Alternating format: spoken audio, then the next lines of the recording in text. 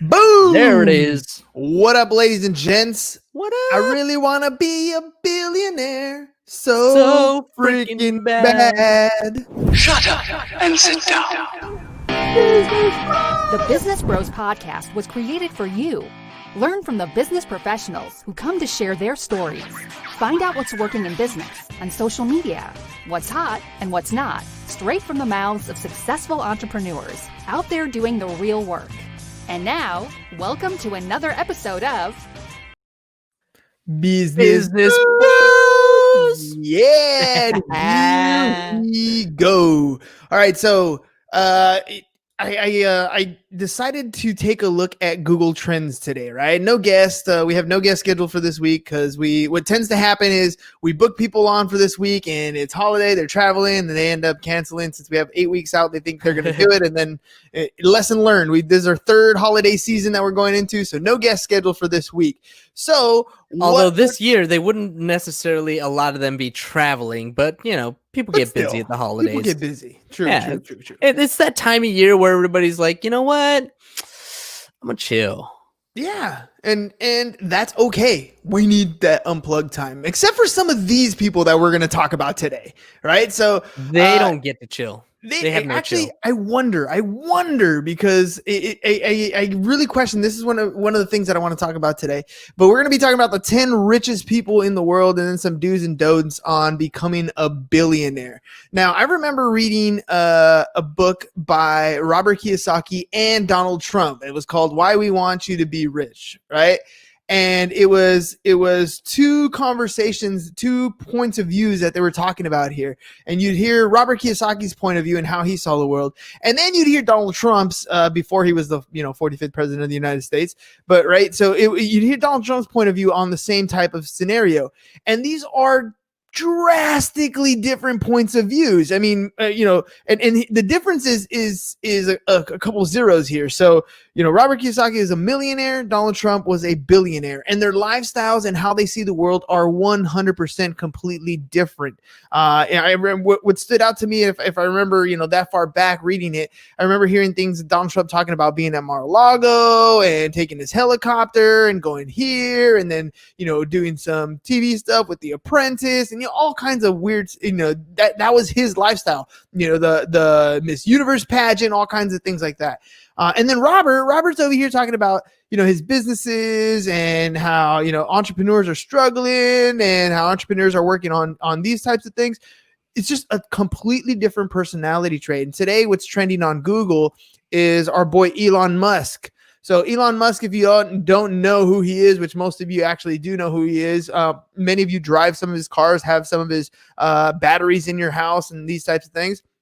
So Elon Musk has become the second richest person in the world. He's overtaking Bill Gates, and he's right behind the number one. We'll talk about the number one here in a few minutes. And one of the main reasons is because Tesla shares have climbed over 33% in the last week. His shares, I think it said they were trading somewhere around like $540 a share. Elon Musk is 49 years old, and he has a number of different companies. He's one of those people, it's funny, Ham, because, you're a big superhero nerd, and we have the whole concept of there's only so many resources in this world. That's why people are, hell-bent on global warming and, renewable energy sources, all these types of things. And so some people have that concept, that Thanos point of view of, well, there's only so much we got to do. So, snap and get rid of half of everything, and then, everything will be all good. Whereas Elon Musk takes a different approach. Ever since he was a kid, I read an autobiography about him. And ever since he was a kid, what he's wanted to do was go to Mars, right? How can we colonize that planet over there that's really close by? Colonize, right?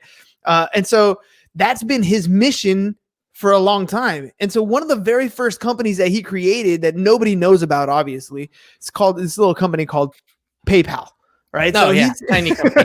Nobody knows about this. So he creates this company. He ends up, he talks about it in his autobiography, how he spent, hours working in the office. I mean, 60, 70 hours, 80 hours a week working in his office. He was like broke. They were living out of this office and kind of getting things done. And he builds this small company, ends up selling it for, millions and millions of dollars. And that was his catalyst to what he wanted to do. He took those funds and he started his, Tesla, and he started, SpaceX and Boring Company, all these different things. And he ends up going on the Joe Rogan show and smoking weed with Joe Rogan and watching his stock plummet, all kinds of weird stuff.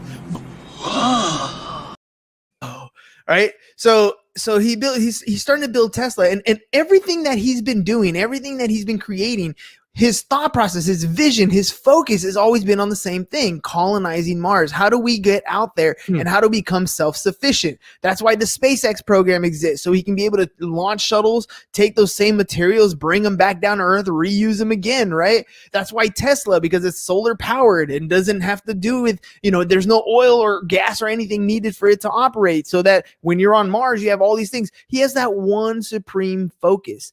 Oil maybe, gas no. Oil, maybe, gas, no, right? But still, like that's what he's trying to develop. He's trying to work on ways that he can operate his things, his business is over there on Mars. And it's kind of fascinating because we're benefiting from all the different types of inventions and all the different things that he's doing here on Earth. Some believe that he is kind of alien, actually, unlike gasoline cars, Tesla cars require no traditional oil changes, fuels, filters, blah, blah, blah. Electric cars, even brake pad replacements are rare because regenerative braking returns energy to the battery, significantly reducing wear on brakes. So there you go. So wow, not even oil. I'll take it back. Right. So, becoming a billionaire is that question, right? How do we do that? What do we do? And I've had this conversation with people that have made a lot of money, and I wonder about the whole time commitment, right? Like, you hear what's his name sing that I want to be a billionaire so freaking bad, right? And Oprah, billionaire. You look at some of these people who have achieved such massive amounts of wealth, and you see how much effort and how much work they put into this particular thing. And I wonder, do I want to be a millionaire? Do I want to be a billionaire? Millionaire? Yes. Billionaire? Do I want to work that hard? I don't know. So let's first of all, let's take a look at the top 10 list, because I know that's what you guys wanted to do. Or should we do the 7 do's and don'ts first? Whatever, top 10 list. Let's start with that. Let's start with the top 10 list. All right. So I don't have it on the screen, but I'll do the first one. The very first one, number 1, richest man in the world here. Well, at least in the U.S. anyways. I think we got world's richest people. Yes, it is world's richest people. Number 1. And I guess it makes sense because his company starts with the A, goes from A to Z. We all know it. Jeff Bezos at $190 billion is what he's worth. He invented that small company called Amazon. It was nothing new. Delivering things and selling things online had already started. It was already a thing. He just took it to a whole new level. So that's... Dude, now he owns the Washington Post. I mean, all kinds of different crazy stuff. He's also heavily invested, according to this article from theweek.co.uk. According to this article, he's also invested in space technology. It's pretty dope, right? Not surprising. Yeah, and I just want to throw this out there and a quick little caveat. This article that we're looking at was written on October 7th of this year. And in that time, that's all it took for our guy that we're talking about, Elon Musk, to go from where he is on this list up to number 2. So everybody's going to drop down a little bit, but this list has number 2 as Bill Gates. But now we have Elon Musk going up to number 2. So Elon Musk is now at number 2, and he's the founder of SpaceX and the CEO of Tesla.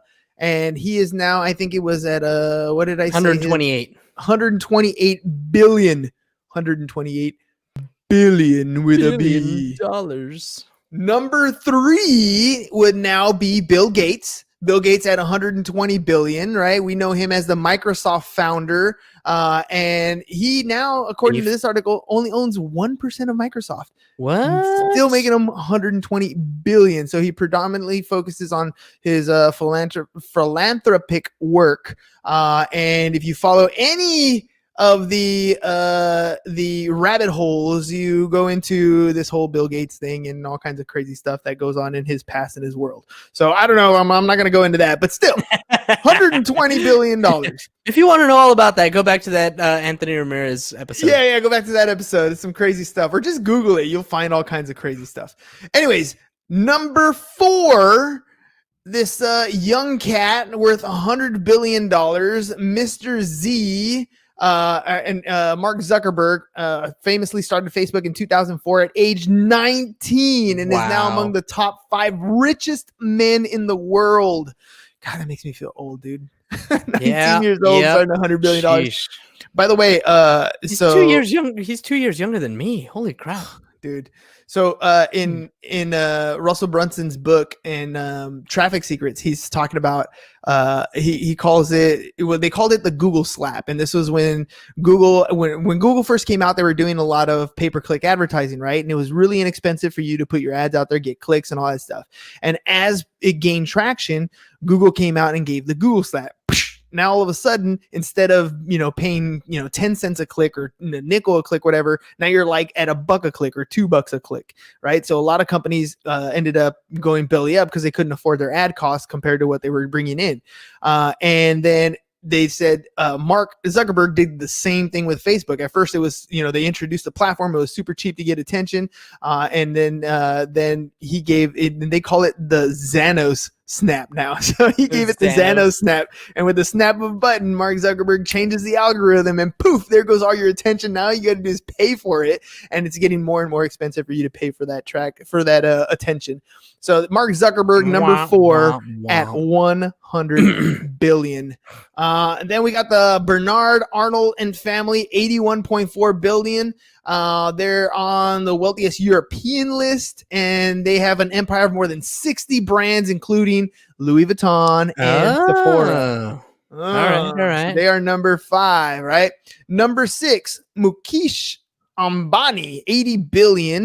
They own a 42% controlling stake in Reliance Industries, which is the world's largest oil refinery complex. And then they own property that's worth more than $400 million. All right. Number 7, we got Steve Ballmer. He's an American CEO of Microsoft from 2000 to 2014. He's the current owner of the Los Angeles Clippers. I guess starting off at Microsoft wasn't a bad gig. Not bad at all. Not bad at all. Then we got number 8. We got Mr. Warren Buffett. We all know who that guy is, right? He's in his 9th decade at Berkshire Hathaway as the chief executive officer over there. He's known as the Oracle of Omaha, right? He's one of the most. Omaha? No, Oracle of Omaha. I don't know what the heck. I think they meant Omaha because he's from Omaha, right? I have no idea, actually. Pretty sure he's from Omaha. Anyways, and all I can think of he is has pledged to give away more than 99% of his fortune to charity. Dude, I watched some stuff on Warren Buffett. He still does his routine, and his dedication to consistency is, I thought I was consistent. This guy's, just relentless. He's religious when it comes to his consistency, man. Everything to the penny. He'll go to, there's a video clip where he was doing this interview, and he's like, I go to the McDonald's every morning and I grab my egg McMuffin. I know it's gonna be, whatever, $1.37 or whatever it is. And if his wife puts in the extra like 23 cents or whatever it is, he's getting a coffee or whatever it is. Like to the penny, the guy has it down. And now he's worth $77.5 billion. So you're only crazy until you're not, right? That's one of those nutty things. But dude, the guy's invested a lot of stuff. One of the cool things about Warren Buffett is a lot of people are like, oh, he's the stock guy. Really? He uses stocks to buy companies to get a controlling interest in companies, and he's looking for companies that have great management teams already in place. And then he lets them, he basically says, you guys are doing great. Let's work on a couple things here, and then gets out of their way and lets them continue to be successful. And he benefits by buying shares when they're at a discounted rate and owning that controlling ownership and collecting dividends, dude. It's a easy plan, but he makes it look easy. For the rest of us, that's difficult. Right? Yeah. All right. Number 9, we got Larry Page, 71.6 billion. He's the internet entrepreneur, founder of Google. He stepped down as CEO of Google parent company, Alphabet Inc. in December 2019, but remains a board member. And then that was number 9. Number 10 is Sergey Brin, also the co-founder of Google.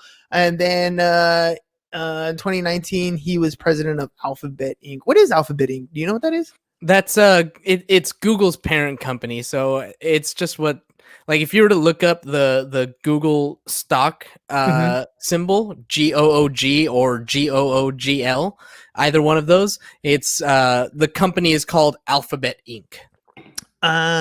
Okay. That makes sense. Google then. I is didn't not know that. actually Google. It's actually Alphabet. That makes sense. I didn't know that. All right. I there learned you go. something new today. See?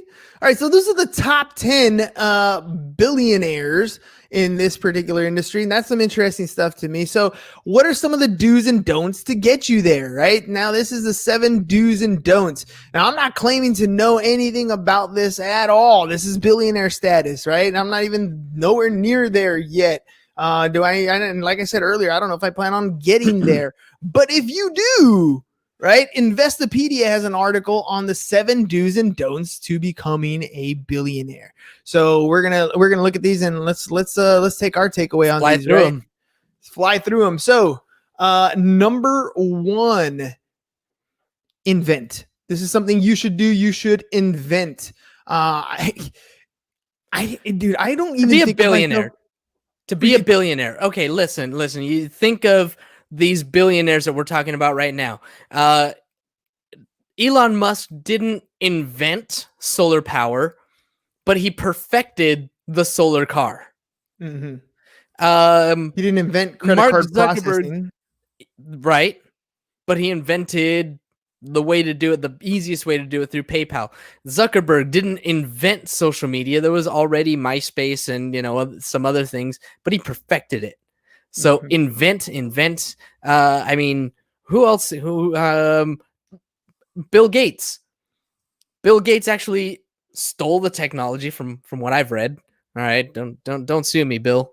But from what I read, stole the technology or copied the technology from Macintosh that was already doing it, and he just made it available to more people. That is true. That is true. Distribution, right? Yeah, and then who are these other guys that we were talking about? How many of them invented anything? That's what I want to know. I don't know if any of them actually invented anything. Warren Buffett. He didn't invent anything. Sergey and the other guy from Google, they invented the algorithm. Okay, I'll give you that. There's one. Search existed. They just made search a little bit different, right? And that's the thing about today is like, Al Gore invented the internet. Al Gore invented the internet. Right? So where's he on this list? I don't think he's on this list.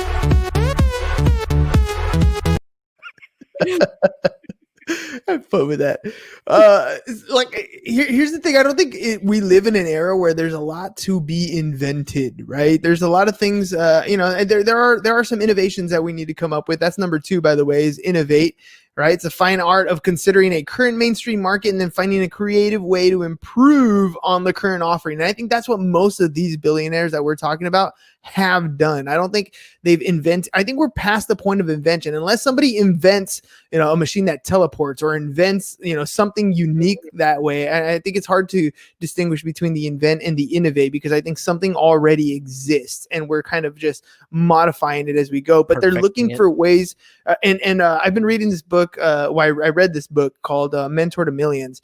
And in it talks to it's about Kevin Harrington. He's one of the original sharks from Shark Tank, and the guy who's writing about Kevin is basically talking about how Kevin doesn't add in his thoughts when he is the thing that they said jokingly was he doesn't have an add button on his calculator. He only has a multiply. So when he looks at products, by the way, he would be considered like the godfather of infomercials as well. So when he looks at products or potential businesses that he's going to invest in, he doesn't look for things that are adding to his stuff. He looks for ways that he can take a product or service and multiply it out. And I think that's where a lot of these billionaires come from. They look for ways to multiply their efforts, not add to their efforts. So adding a stream of income or adding a product or service or adding something to your business, those are great. They're going to help you grow. But if you could find a way to multiply, right, all of a sudden you get exponential on things, and that's where the growth happens, right? Amazon was selling books. Now they could have added something and sold one more thing, but he found a way to take the information and the data that he was using and multiply his reach out through across the internet. And that's why that's why what was it? I think the last statistic I heard was like 50% of the American population is a Prime member, right? Mhm. That's crazy, right? That's ridiculously crazy. 50%. Multiply that reach. So, Innovate, I think, is one of those things where you're looking at something and, you might not be the person who came up with it first, right? Taxis were already around, but somebody innovated that model and we have Ubers and Lyft, right? And now it's a little bit different where it's accessible to more people. You multiply the ability for it to go out.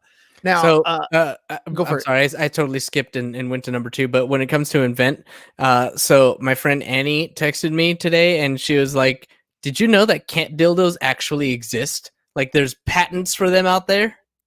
Like for real? Yeah, and then she found all kinds of other weird, crazy pet patents, like bunghole covers, and I don't know, all kinds of weird stuff. Super freaking weird, man. But yeah, there you go. But speaking of invent, right? Inventing. Let's see. I don't know if There a you cat go. has the same Yeah. probably count. Anal bung for pets and animal condoms. Wow. Okay. It's Well, a thing.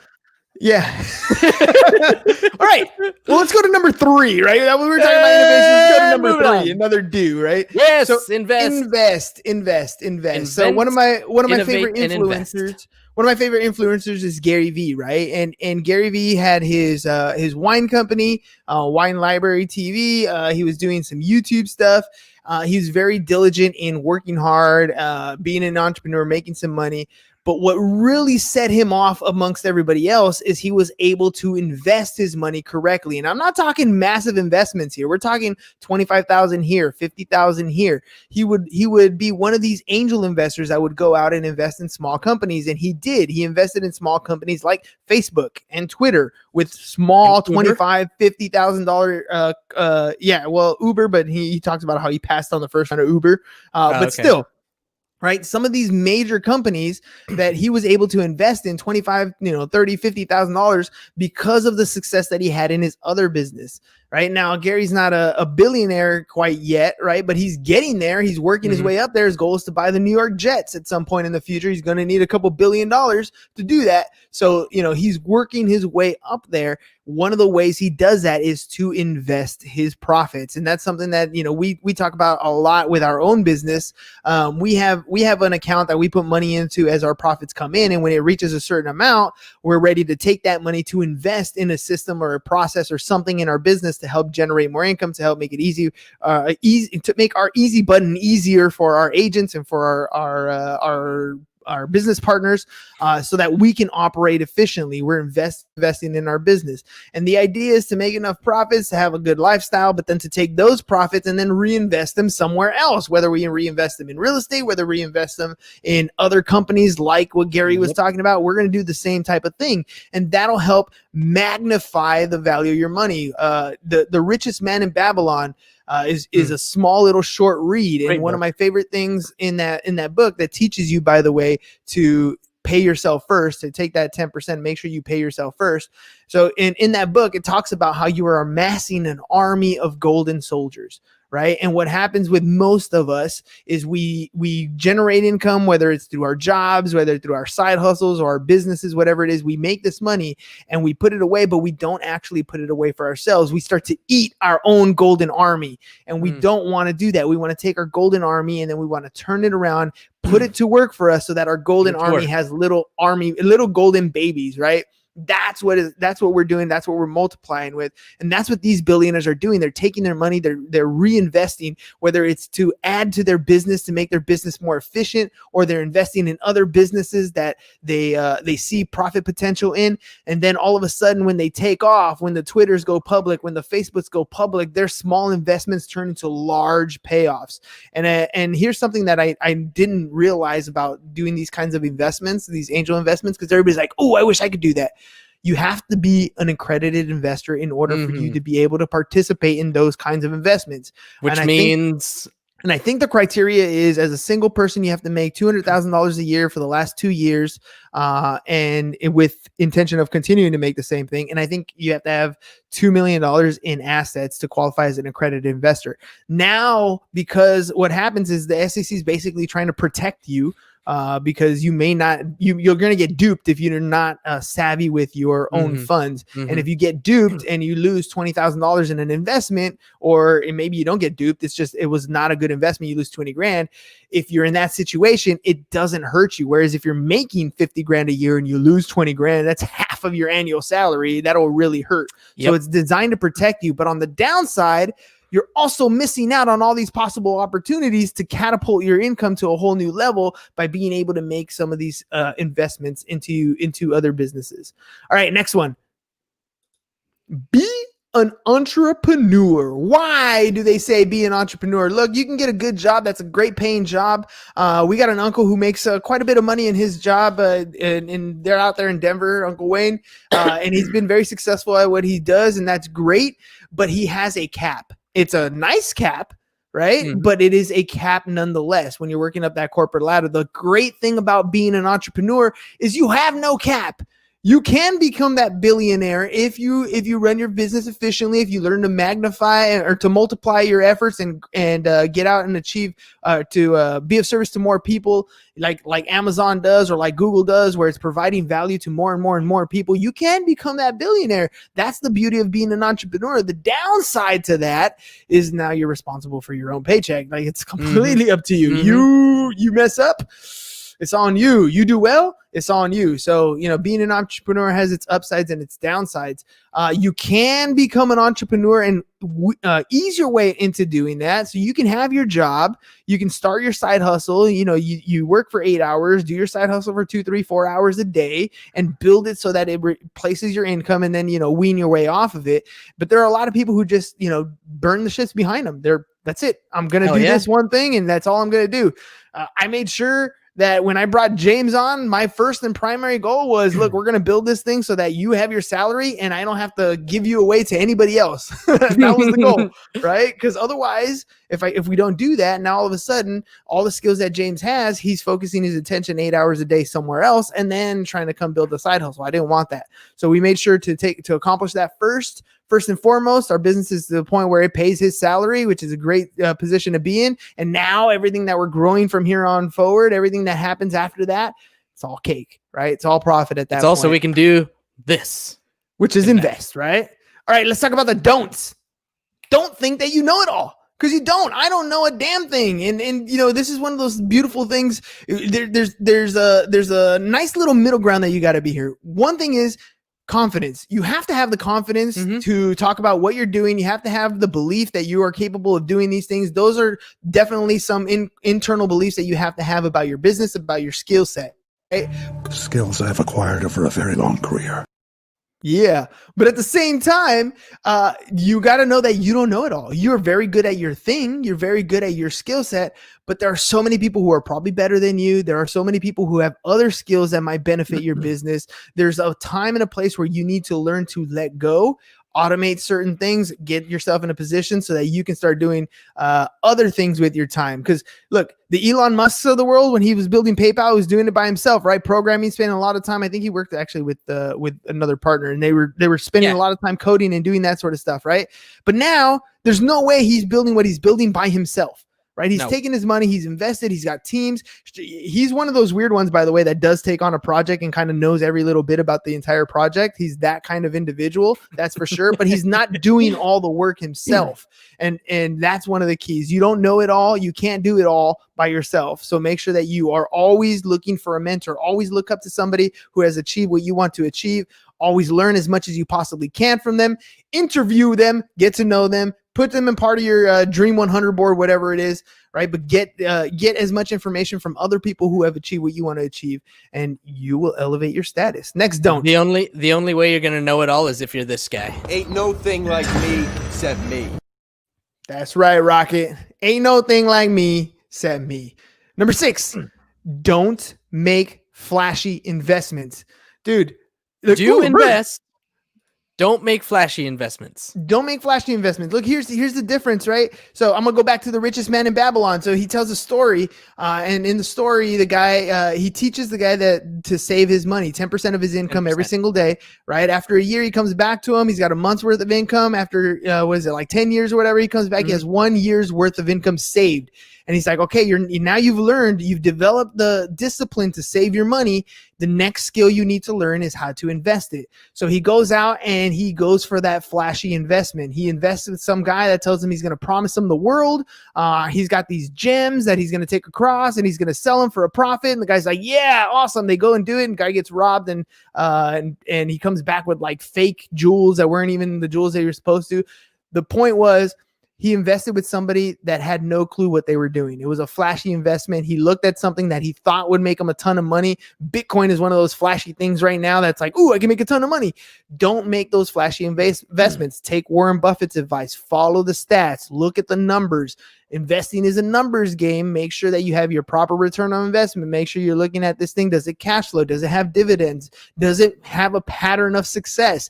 Go after those and see what you can do. If you have disposable income and you want to make some calculated risks when you get to a certain point, then by all means go do that. But don't spend all your time making flashy investments. Make the strategic ones. Take those golden soldiers. Make sure they work for you and they create more golden soldiers. And then as you have more investment money, then you can start taking a little bit bigger risks as you move along. Number 7, don't quit too soon. This is the last one, ladies and gents. We all do this, right? The quote for the week, by the way, and I forgot who said it. I can look it up real quick because I don't have it. Yep. Yes, I do. And it doesn't say who said it, but failure is a lesson learned. Success is a lesson applied, right? So we're going to fail often. As entrepreneurs, you're going to fail. You're going to fail when you pick up the phone and you don't know what to say. You're going to fail when somebody has an objection. You just don't know how to handle that objection. You're going to fail when you have a sale that you think is going to close and then it doesn't. At the 11th hour, it falls apart. You're going to fail, but do not quit. Fail is a result. It means you took a shot, you tried it. What happened? Review, assess, think about what's going on, modify, and hit it again, right? That's right. That's a perfect picture right there. Work, and then you decide, this is too much. But you were so close. The diamonds were right there. You're almost there. Remember that success lies on the other side of being uncomfortable. The success lies on the other side of that hard work. People quit too often, and if you just dug a little more, your fortune would be right there in front of you. So continue to work hard. Do not quit. Modify, adapt, review, assess. We're hitting the end of November. You got December coming up. Start planning for 2021, ladies and gentlemen. 2020 is almost over. It's done. You can stop making the excuse that 2020 sucks, because if you don't do anything about it today, 2021 is going to suck worse for you. So it's up to you. It's up to you what change you want to make. All right, ladies and gents, that's all we got for you guys today. And I didn't even say it at the beginning, but do me a favor. Make sure you give us a subscribe, rate, like, and follow at Business Bros Pod. We really appreciate it. If you want to be a guest on the show, you can go to businessbros.biz/podcast guest. We're currently booking podcast spots all the way up in January. So if you want to be a guest on the show in January, go ahead and go there. If you want to jump on the last minute guest list, go to businessbros.biz/last minute. We'd love to have you on that list. Sometimes we have spots, like I might do it this week. I was considering it, but maybe not. But if we do have open guest spots, we're going to send it your way. You're going to have a last minute opportunity to book a spot. Sometimes you get 15 minutes. Sometimes you get an hour. Sometimes you get a day. First come, first serve basis, but you're on that list ready to cut the line so you can jump ahead of the 8-week waiting list.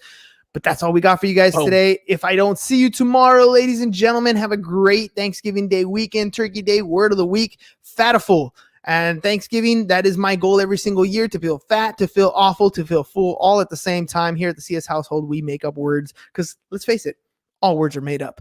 Fatiful is the word of the week. So we'll talk to you guys a little bit later. Happy Thanksgiving. Peace. Bye-bye. And we're out. We can both hit the button. Thank you for listening to the Business Bros Podcast. Are you looking to get more clients or to increase your income? Hernan, the business bro, can help you generate referrals through the power of podcasting. And James, the insurance bro with Pipeline Insurance, can help you effectively add insurance to your existing business. If you are ready to create wealth today and generational wealth for tomorrow, email businessbros@csfirst.com to schedule a free consultation.